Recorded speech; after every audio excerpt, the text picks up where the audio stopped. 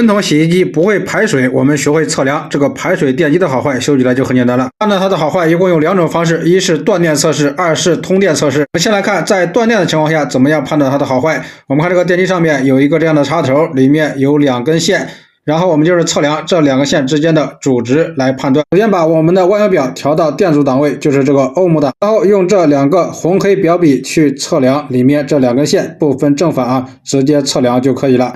我们看它这个2根线之间的主值，我们看它表上面显示178欧左右啊，这样就说明它是正常的。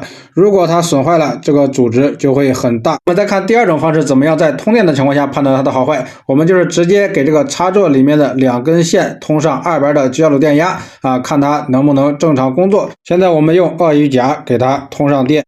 我们看，只要一通电，这个波轮就转起来了啊，这个电机就工作了。如果它损坏的话啊，给它通上电，它是没有反应的，那么就说明它损坏了。我们只要通过这2种方法，就能快速判断这个排水电机的好坏了，就能快速修好这个滚筒洗衣机不排水的故障了。如果大家想全面学习各种电器故障快速检修方法，可以点击下方链接至维修课程进行学习。